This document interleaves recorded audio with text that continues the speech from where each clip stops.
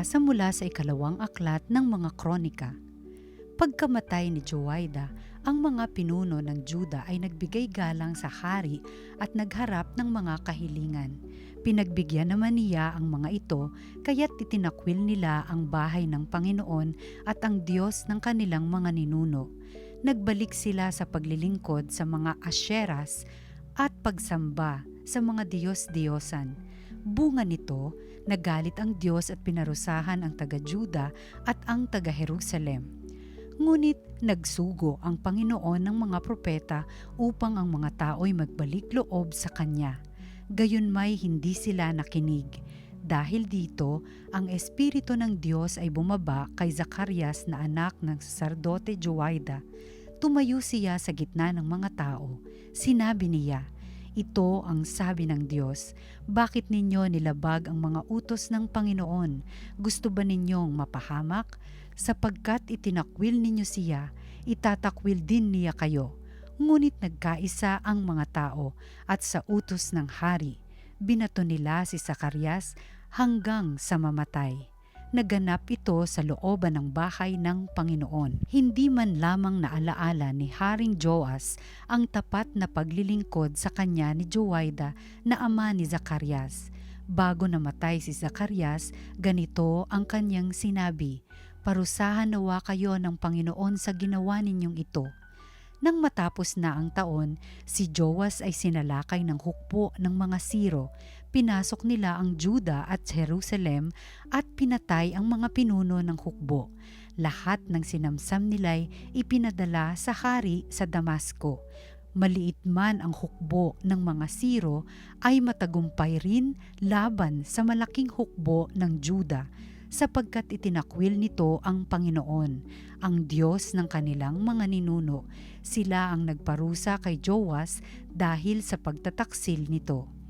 Iniwan ng mga Siro si Joas na may sugat na malubha.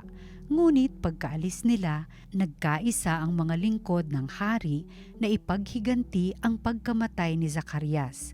Kaya pinatay nila si Joas sa kanyang higaan. Inilibing nila ito sa lungsod ni David, ngunit hindi sa libingan ng mga hari. Ang salita ng Diyos.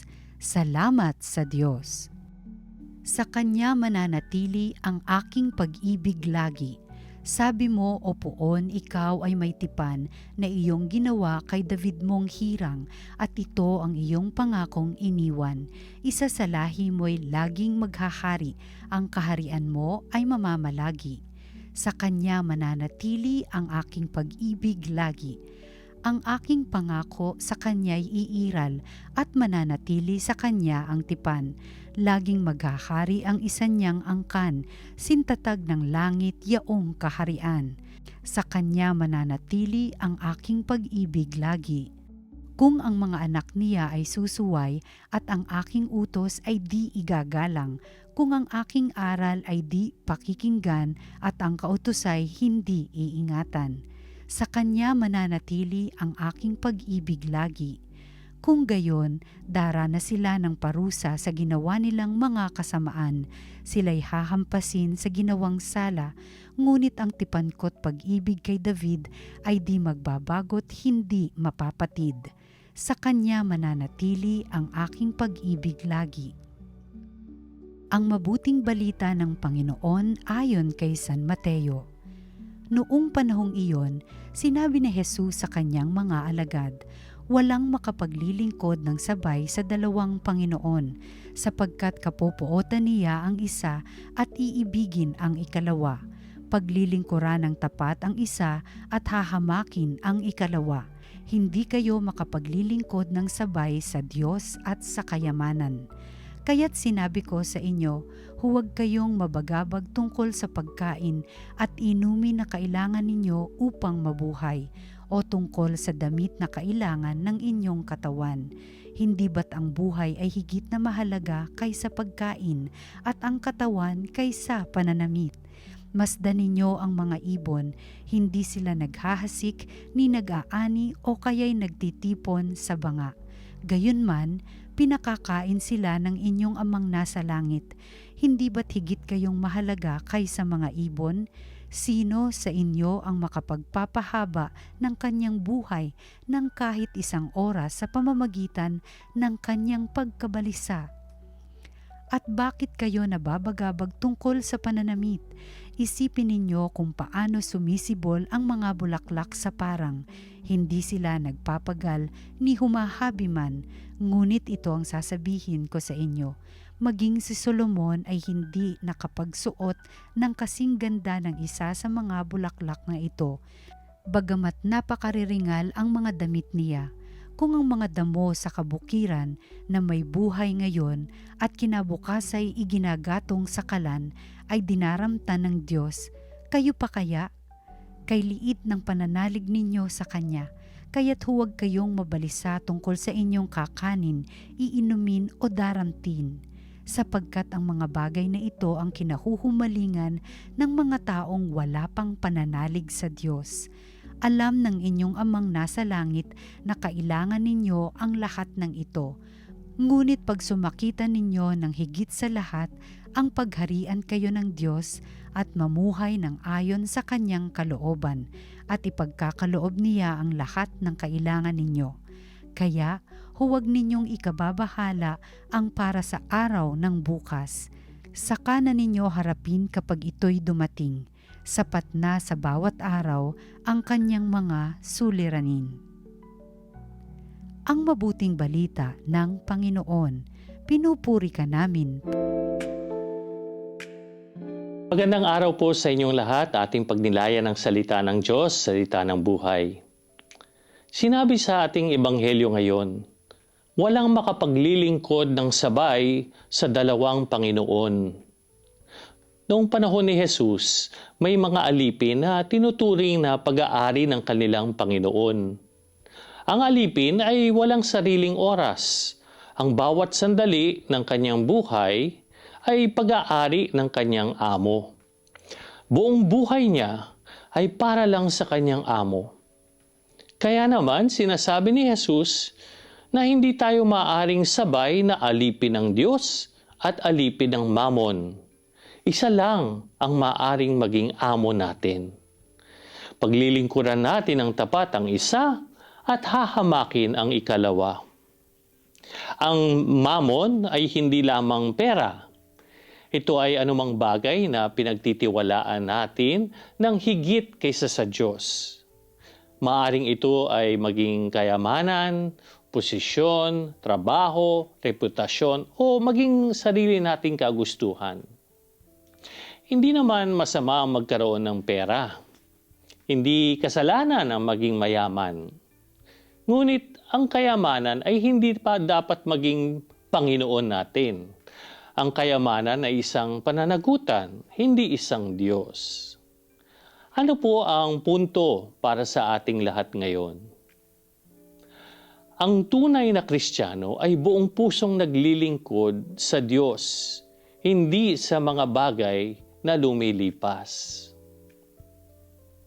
Sa unang pagbasa, si Haring Joas ay naging tapat sa Diyos habang ginagabayan siya ng isang mabuting pari na si Joiada.